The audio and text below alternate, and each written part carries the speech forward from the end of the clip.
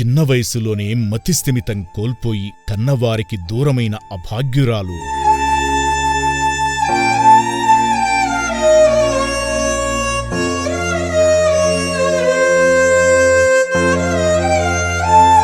ఇంటికి తీసుకువెళ్లేవాళ్లు ఎవరూ లేరంటూ కుటుంబం గుర్తుకొచ్చి ఆలోచిస్తున్న అనాథ తల్లి.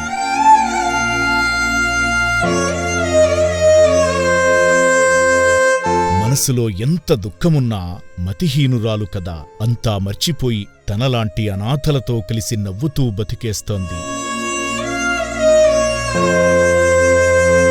మతిస్థిమితం లేక ఇల్లు వదిలినవారు కొందరైతే ఇంట్లో పరిస్థితుల వలన బయటకొచ్చేసి అనాథలైన వారు మరికొందరు.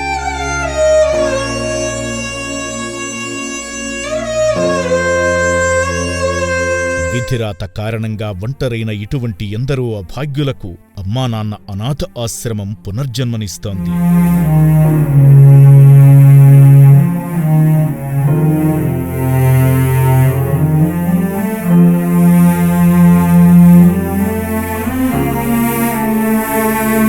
ఇటువంటి దిక్కులేని అనాథలను మానవత్వంతో ఆదుకుందాం.